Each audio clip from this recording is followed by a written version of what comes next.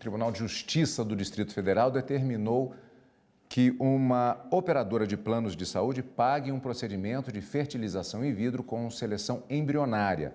O casal buscou a justiça para ter um filho doador de medula óssea para a irmã, que sofre de anemia falciforme.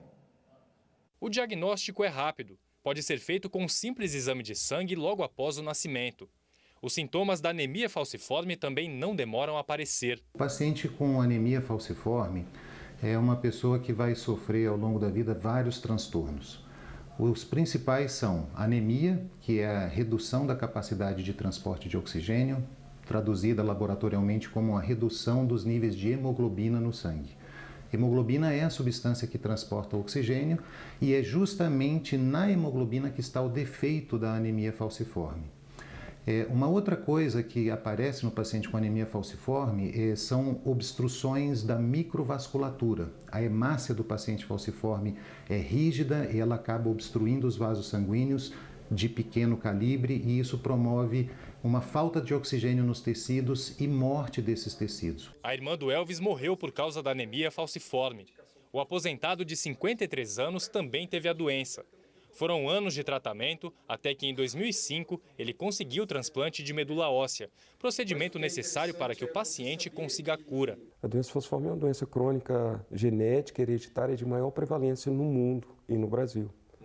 E a gente vê que é muito necessário que se faça essa reparação jurídica, digamos assim, essa reparação na questão da justiça social para as pessoas com doença falciforme.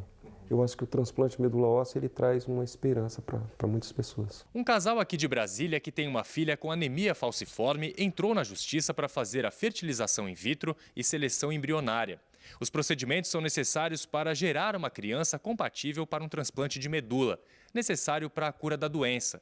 Eles buscaram um plano de saúde, mas tiveram a cobertura negada.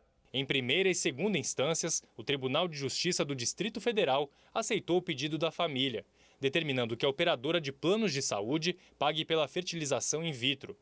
O entendimento do TJ é de que o atendimento pelo plano visa a concretização do planejamento familiar e ressaltou que a continuação da família é um direito fundamental.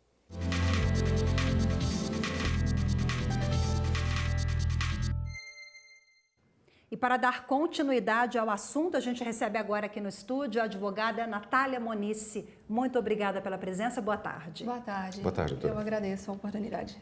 Bom, vimos na reportagem que esse caso é repleto de peculiaridades, né? Primeiro, a fertilização in vitro para a cura de uma outra criança e a seleção embrionária. Isso já é uma previsão do plano de saúde ou o plano de saúde não é obrigado a cumprir? O que a gente tem de jurisprudência nessa área? Geralmente, os contratos dos planos de saúde, eles trazem uma previsão expressa de não cobertura de tratamento de reprodução humana assistida. Os casais que buscam esse tratamento para engravidar, eles geralmente têm que buscar o Poder Judiciário para ter o tratamento garantido. Agora, doutora, eu vou ampliar um pouco o caso para focar do geral para o particular. Os planos de saúde, no que se refere à situação deles em relação à fertilização in vitro, não há uma jurisprudência pacificada. Se eu não me estou enganado, a doutora conversava com a gente, o STJ, por exemplo, ele entende que se for um problema de infertilidade do casal, não há obrigatoriedade do plano. Já há outras decisões do Poder Judiciário que apontam sim, o plano sendo obrigado a pagar. Então, quer dizer, não está fechada essa questão. Exatamente, não existe um entendimento pacificado em nossos tribunais a respeito do tema. O STJ, desde o final do ano de 2017, ele traz um entendimento de que a operadora do plano de saúde não tem a obrigatoriedade de custear o tratamento de reprodução humana assistida. Todavia, por não se tratar de uma decisão em recurso repetitivo, os tribunais de justiça do país, aqui em Brasília, por exemplo, a quinta turma, tem um entendimento pacificado de que os casais, pela questão de garantia do tratamento ou também pelo planejamento familiar, tem o tratamento garantido pelo plano. Quer dizer, indo agora para o particular, nesse caso, determinante para a decisão do TJ, então, foi a questão da doença da criança. Tanto a decisão para o tratamento da doença da criança, como a decisão pelo próprio planejamento familiar. O plano de saúde tem que custear também para a garantia do nascimento da nova criança. Como é que funciona? Os planos de saúde, eles têm uma cobertura fixa, uma tabela de cobertura fixa? A tentativa do plano de saúde é que seja fixa somente no rol da ANS, mas a jurisprudência é pacífica de que o rol da ANS ele é apenas exemplificativo. Ele é um rol mínimo de cobertura de que o plano de saúde tem que cobrir. Quem vai determinar qual é o tratamento próprio para aquele caso específico é um médico que acompanha o tratamento.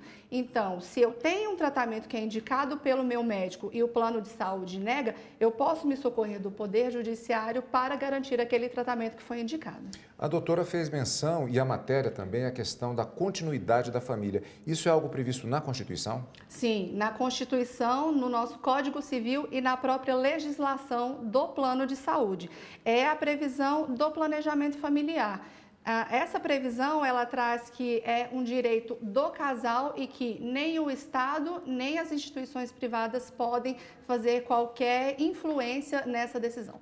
E o transplante de medula, ele já está disponível no SUS? Sim, o transplante de medula, outros órgãos e tecidos, ele já tem à disposição no SUS e também na rede privada, seja para pagamento próprio pelo próprio paciente ou através dos planos de saúde. Mas se o paciente quiser fazer com o plano de saúde, ele tem direito, então, procura o judiciário, né? Exatamente. Ok, doutora Natália, mais uma vez, obrigada, boa tarde. Obrigada, Boa tarde, obrigado.